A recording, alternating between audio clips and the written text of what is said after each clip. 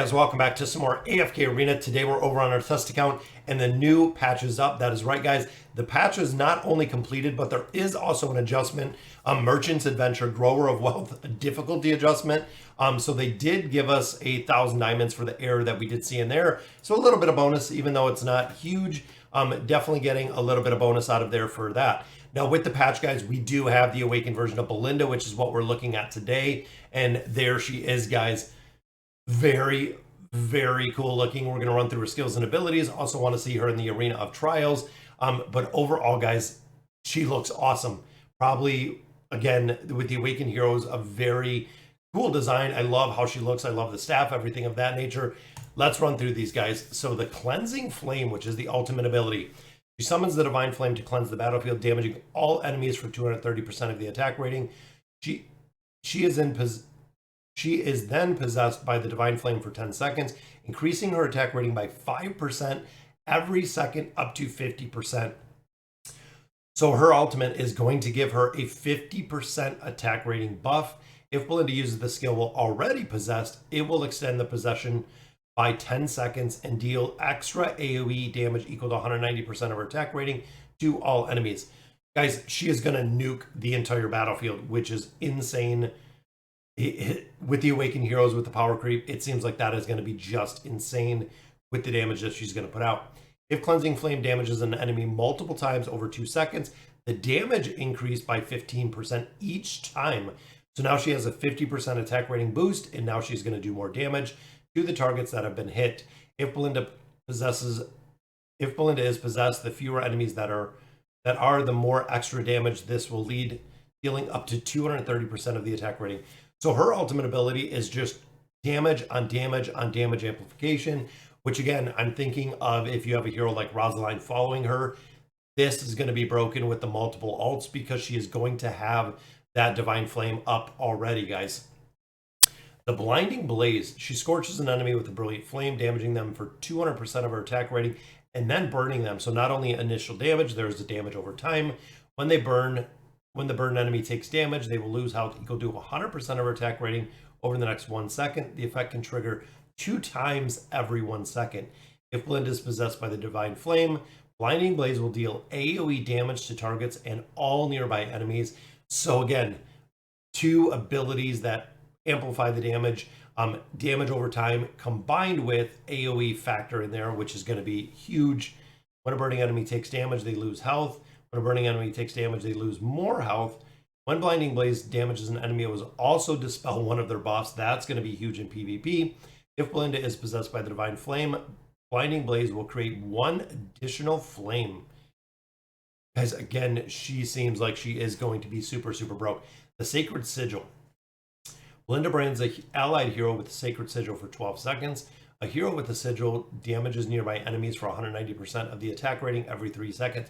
So this kind of reminds me of like a Satrana where almost they're a bomb, they have a buff, or what Sophia puts on targets that does damage to enemies around there. Portion of the healing the hero receives will be stored up by the sigil, up to 30% of the max health. Whenever Belinda takes damage exceeding 10% health, she will consume a sigil to negate the damage and receive the healing stored by the sigil. When Belinda is possessed by Divine Flame, she will automatically receive a Sacred Sigil and will not need to cast the skill to use it. So again, guys, if you can get her to ult really fast, you can probably keep up her ultimate ability, that Sacred Flame, up the entire time. Whenever there is an active sigil, Belinda deals divine damage. She will recover health equal to 50%. Each active sigil increases her attack or her crit rating by 5, crit damage amplification by 5. Again, that is similar to what Palmer does. So putting her in a battle with Rosaline, putting her in a battle with Palmer is going to be just broken with the damage that she's going to be able to do, guys. Because they're all going to buff her, which is going to be crazy. The Champion of Flame, Belinda's skills deal 50% divine damage and 50% flame damage. Divine damage cannot crit, but ignores enemy defense and resistance. Boss fights, that's going to be huge. Flame damage always crits, and each point of Belinda's crit rating increases the damage dealt by 0.4. While Belinda is possessed by the Divine Flame, both her divine and flame damage will benefit from the other damage type effects. So they'll have double damage on both sides. Flame damage increases Belinda's attack rating by 30%. Then after Belinda has been possessed by a divine flame for a total of 12 seconds, she will no longer use normal attacks, and the duration of the possession will be extended by 40%, guys.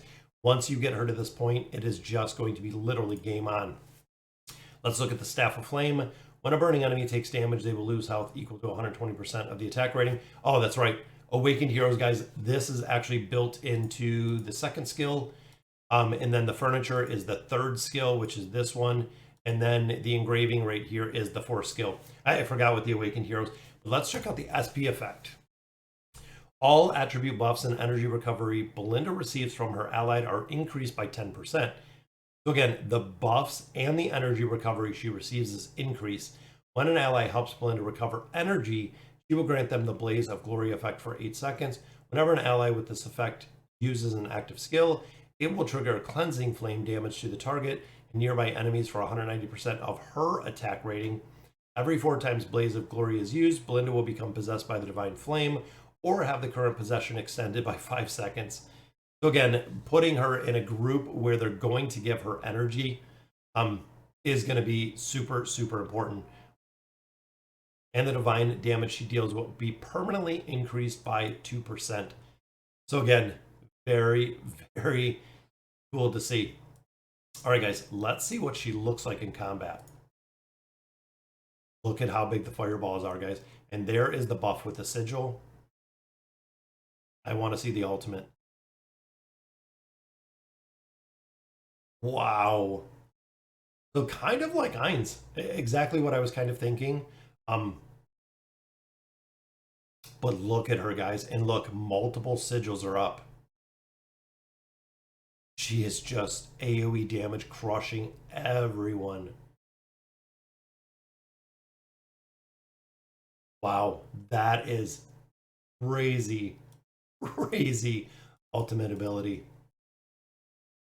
All right, let's see. So we got Palmer in here. We have Rosaline. That's the perfect thing that I was thinking right in there. And then we just need 2 solid tanks. Who do we got? We have Hendrik, which I like. I'm going to put him down here. We could do energy with Rowan, kind of off tank with Rowan. Let's see how this works. We could also do one of these tanks down here. Let's see what we got here.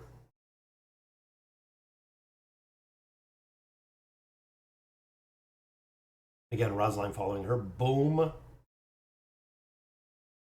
There's Rowan stun. I think we only have Lucius left, which didn't even last a second. Wow. Look at that. This combination is going to be incredible, guys. That is going to be absolutely incredible with the damage. All right, guys, so that'll do it for the Awakened version of Belinda. Her ultimate is insane. Amplifying her damage is going to be very, very important. And of course, guys, Twisted Realm, Cursed Realm, absolutely she is going to be in. So let me know in the comments what you guys think. And as always, thank you guys for watching.